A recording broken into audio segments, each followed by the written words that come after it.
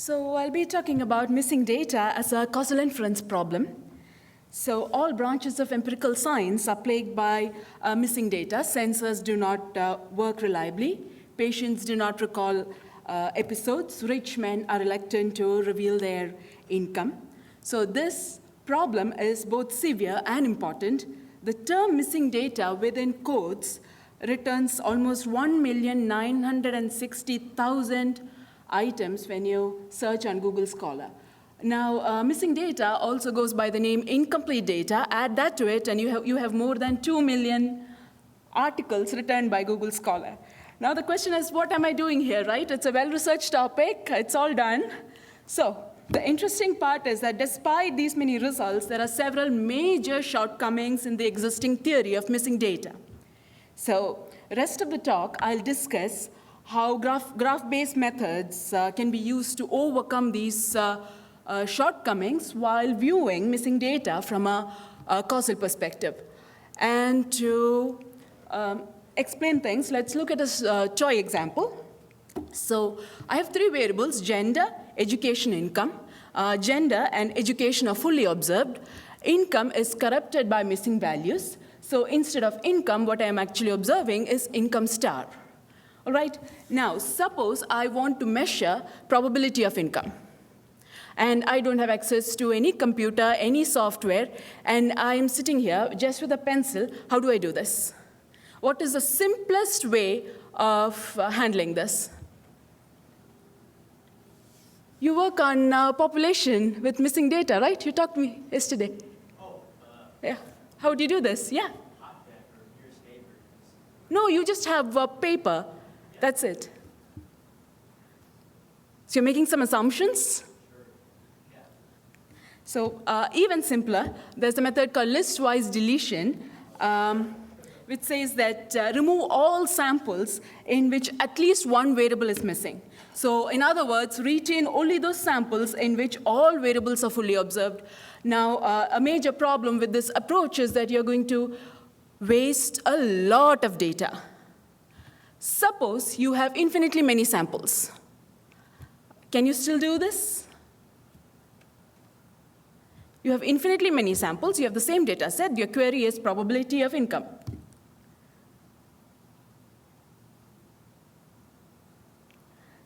So the answer is that you can do this only when missingness is purely random. Suppose it were the case that the very rich people and the very poor did not reveal their income. So even if you have infinitely many samples, you're going to get a biased outcome. So even for a very simple procedure such as listwise deletion, it is very important that you understand what caused missingness. So the question is, what are the causes of missingness? Is it that gender caused missingness? Women in the population refuse to reveal their income? Or does it have anything to do with education? Or is it the case that income caused its own missingness? All right, now to answer these questions, you have to embed not only statistical assumptions, but also causal assumptions in a model. One of the primary deficiencies in the theory of missing data is the absence of tools to encode assumptions transparently. Let's first see how we can do this using graphical models. So before we go into missingness, let's look at our three variables: gender, education, income. Income is a function. All that this graph says is that income is a function of gender and education. It shouldn't be a function of gender, but assume that it is so. Education is a function of gender. Look around, how many women are there? So, and yeah. So our assumption is that missingness is caused by a purely random process. So what we have obtained in place of income is its proxy income star. You have a variable Ri. Think of this variable as a switch, as a missingness switch. When you turn it on, income, the value of income is concealed. When R equal to 1, Ri equal to 1, the value of income is concealed and you have missingness. When Ri is 0, when missingness switch is turned off, the underlying value of income is revealed. All right. So this is a typical example of missing completely at random. And graphically, how do you identify this? Look at the model, look at the parents of R variable. If it is not connected, if there is no incoming edge into the R variable from the other substantive variables in the model, which is gender, education, or income, then it is missing completely at random.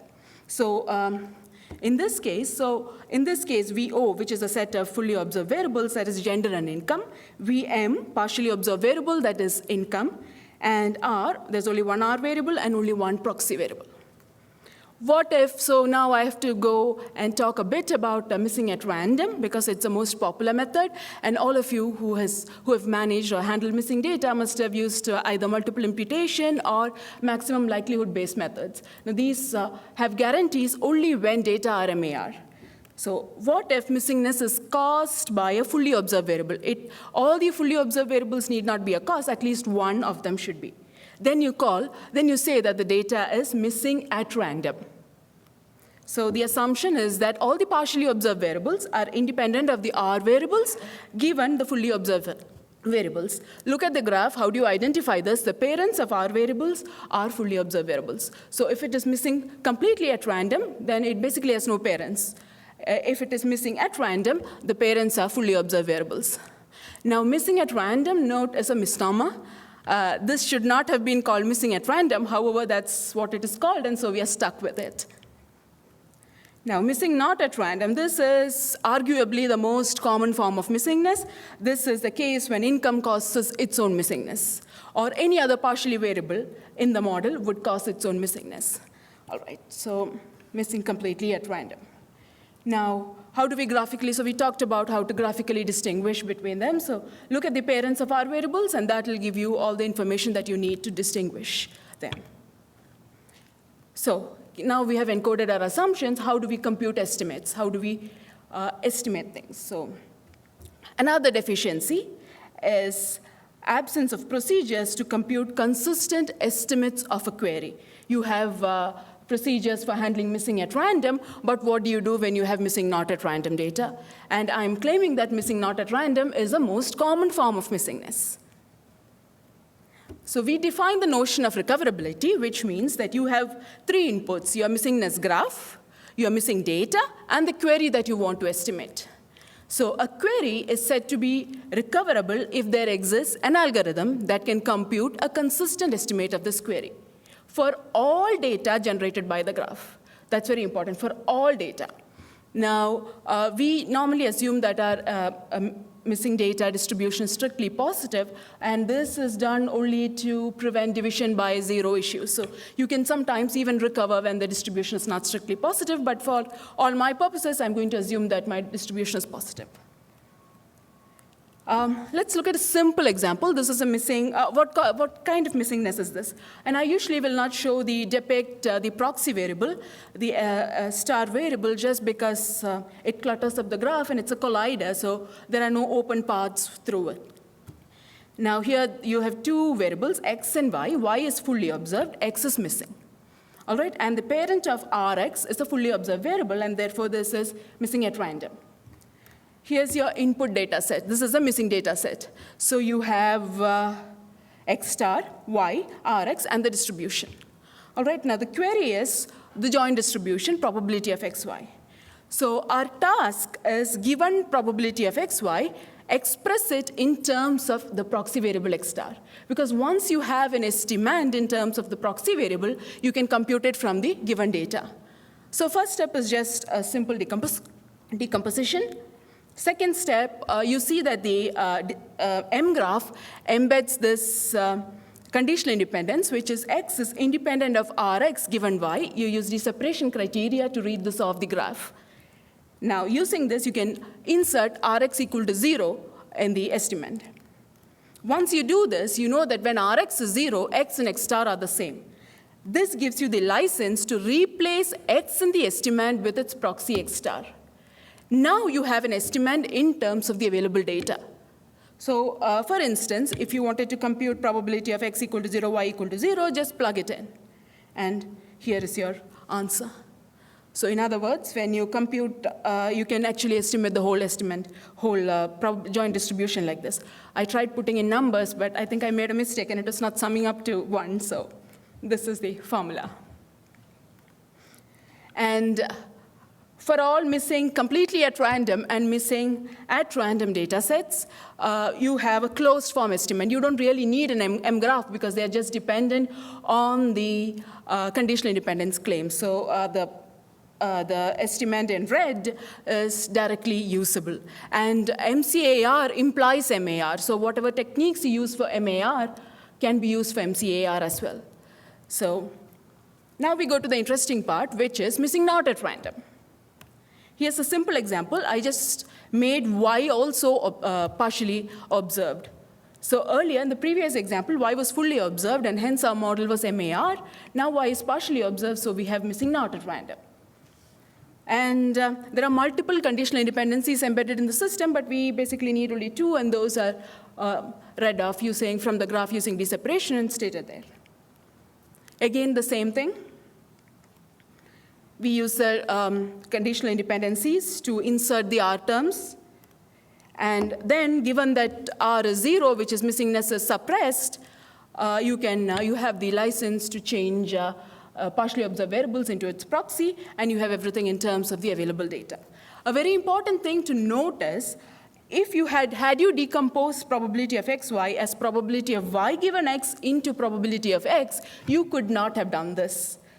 So it's very important to note that the order of decomposition is critical. So now, let's look. So there are basically 3 types of factorization. The previous one we call sequential.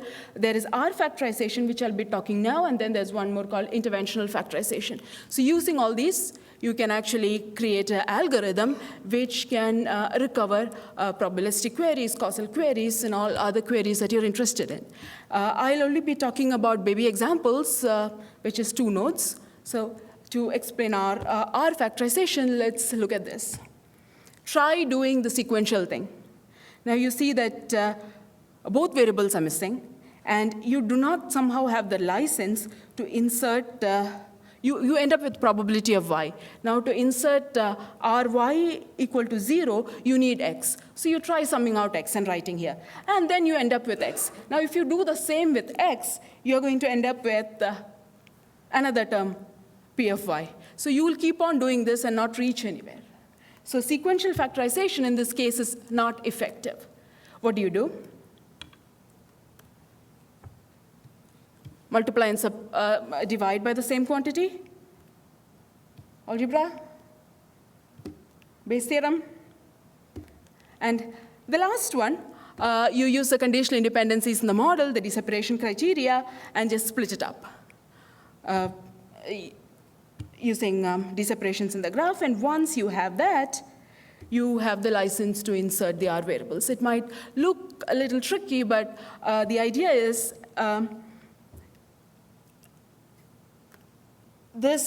given any graph in which the R variables are not connected by an edge, you can just write it directly. You can look at the graph and in one shot write an estimand for the joint distribution, provided there is no edge between a variable and its mechanism. So it's pretty trivial. I mean, you can just look at it and write an answer. No need to think, nothing, just one shot.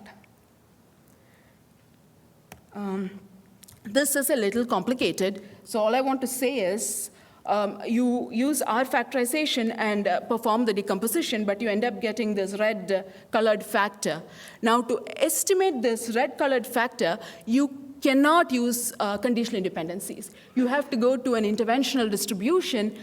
In other words, you have to intervene on Z and compute the interventional distribution on Z, and then using that, you end up computing the joint distribution. The final estimate, I don't have it here. It's too big to even contain in this slide. So now, how can you look at a graph and say whether something is recoverable or not? You are given a query, say joint distribution, you are given a graph. Can you just look at it and say whether something is recoverable, a joint distribution is recoverable or not? So some problematic structures are variable connected to its own missingness. An edge, any kind of edge would do. It could also be a latent variable, bidirected edge or any edge. Another thing is, a sort of path from the variable to its mechanism where all the intermediate nodes are colliders. So we don't really require them to be the intermediate nodes to be fully observed, but you cannot recover the joint distribution even when the intermediate node is fully observed. So when they are missing, it's definitely the case that they are not recoverable. So we use bidirected edges as a shorthand. So whenever you see this sort of bidirected path from a variable to its mechanism, then you know that the joint distribution is not recoverable. Some other interesting structures are structures like this. So now, given somebody gives you a set of graphs like this and say, can you recover the joint distribution? All you have to do is just look at it and say, no, I can't do it because y and ry are connected by an edge. I can't do it here because, again, there is a bidirected path, or the intermediate nodes are collider. There is a path from x to rx where all the intermediate nodes are colliders. Similarly in the third case. In all the other cases, you can actually recover probability of xy. Interestingly, in the first graph, probability, the conditional distribution, and the second and third graph, the third graph is a very interesting case. The reason is that there is an inducing path. For those of you who are familiar with graphical models, there is an inducing path between x and rx, and you rely on interventions to actually recover probability of x. So the third deficiency of traditional theory of missing data is the absence of procedures to identify testable implication. So MCAR is famously known to be testable. Little has a test for MCAR, but for MAR and all other kinds of missingness, there is no test. So we define the notion of testability, which is given a model G, given a claim, when can it be refuted by a partially observed data set. So what is we are going to focus only on conditional independencies. We are going to read them off the graph as using deseparation, and then we'll see whether those are testable or not. The interesting part is you have syntactic rules. So you read the deseparation criteria of the graph and see if it matches any of this. If it matches, it is testable. If it doesn't match, then it is very likely that it's not testable. So look at the first one. X and y are singletons, and x and y are partially observed. So the criteria says that whenever you have something of the form x independent y given z, you need to condition on the R variables. If that sort of a conditional independency does not exist, then the graph is not testable using this criteria. The second one is important. It is an independence between x and ry. But it's very, very important that you do not have y in the conditioning set. If you have that, then it becomes non-testable. So if it happens to be the case that x or y or z is fully observed, then you can just remove the R variable from the rule. So no independence between a variable and its mechanism is testable. So every time you have an independence of the sort x independent Rx, it is not testable. And all statements which do not involve partially observed variables are testable, even if it is something like something involving an R variable or between two R variables. So an example. Let's see how you can test MCAR. Syntactic rules on the left side. So there is no edge between G and Ri. So the claim is that G is independent of Ri, and we know that all these, and E independent of Ri. So E and G are all fully observed variables, and so this is a claim involving fully observed variables. There are no missing variables in it, and so by default, you can actually test it. On the other hand, there is a claim, there's no edge between I and Ri, but as we talked of it earlier, no independence between a variable and its own missingness mechanism is testable. This is an interesting case. So this is a rather surprising result because MAR is famously known to be not testable. That is Rubin's version of MAR, which is defined in terms of event-level conditional independencies. Here we are defining MAR at the variable level, and when you do that, you have testable implication even for MAR. Let's look at them. The first claim here is that G is independent of Ri given E and Rg.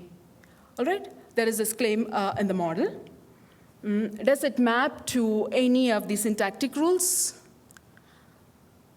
It kind of maps to rule 2. So here X maps to G, Ry maps to Ri, and since Z maps to E, but since E is fully observed, you don't have an Rz term, and then you have Rg corresponding to G. So it maps to this. And similarly, you also have another independence, I independent Rg given E and Ri. So what is the testable implication? What are you going to test? I've been telling you that it is testable, it is testable. So what is testable? Consider the particular instance when Ri is 0. When you have Ri equal to 0, you have the permission to change I to its proxy variable. And when you do that, you have everything in terms of the missing data set, available data set. And so from the data set, you can see if this equality holds. If it holds, your claim is right. Otherwise, you know exactly what the problem is or where the edge should be added. So you can kind of pinpoint the problem in the structure. And 2 other non-testable independencies. So what do I mean by non-testability? Look at this model. There's only one edge that is absent, which is Z independent Rz given Yx. Why is it non-testable? This model is MAR. If it is MAR, then the joint distribution is recoverable. In the recovered distribution, note that in the recovered distribution, the claim Z independent Rz given Yx would hold. However, given any missing data set, even when generated by a model in which the claim is false, you can construe or you think that it is as though it has been generated by a model in which the claim holds true. So there always exists a data set in which the claim is true.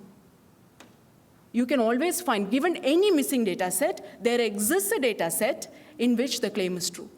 In other words, given any missing data set, this claim is not refutable. And when it is not refutable, you claim that it's not testable.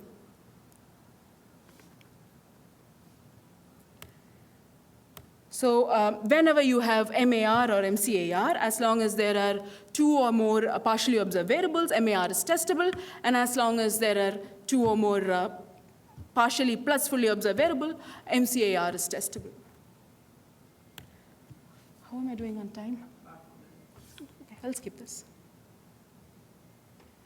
As I talked about this earlier, the most interesting kind of missingness is the one in which a variable causes its own missingness. And I said that when you have this, it's usually the case that it's not recoverable. Joint distribution is not recoverable. But under certain conditions, you can actually recover it. Let's look at them. So here in this model, x given y, probability of x given y is recoverable. How do you recover it? You see that there's a conditional independence in the model, and that allows you to insert the insert ry equal to 0, and therefore, there's a typo there. It should be y star, not x star. Now you write probability of x like this. Simple. Put it in matrix format, invert it. So you get probability of y. Once you get probability of y, you can compute probability of xy like this. So given any non-recoverable structure, we have general algorithms for recovering joint distributions. Here, it's still non-parametric and discrete. We are not assuming linearity. We are not bounding. It's still recoverable. It need not be self-masking. It need not be y to ry. It could be any structure. In fact, the theorem, the results are so general that you could even apply this for other recoverable structures. Like I talked about the previous case where I couldn't show you the estimand because it was so big and huge, I couldn't fit it in the slide. Even for those kind of hard problems, you can just use this method to recover. If you have and we call it the ancillary variable, the variable x, we call it the ancillary variable. If it exists and if the cardinality matches and if the matrix is invertible, then you can compute. We have an interesting impossibility theorem. So here are 2 models. There's one conditional independence in this model, which is x independent of Rx given y, and the other second model has x independent Rx. They're both not testable. And because they are not testable, the two models are statistically indistinguishable. And probability of xy, the first model is nothing but an MAR model, so the joint distribution is recoverable there. But in the second one, as we talked about the collider path, it's not recoverable. So the interesting result is that no universal algorithm exists that decides recoverability without looking at the model. You have just the data, you cannot say anything. The second, even more interesting result is that it's the same model, so they're statistically indistinguishable. P of x is recoverable in both, but using different methods. In the first one, the estimate you have to sum over y, whereas in the second one, it's direct. So the interesting result is that no universal algorithm exists that produces a consistent estimate, even when such an estimate exists. In conclusion, without making causal assumptions and without using models, you can do nothing with missing data. But if you make causal assumptions and if you use model, then almost all problems are solved. You don't have missing data problem. In conclusion, missing data is a causal inference problem.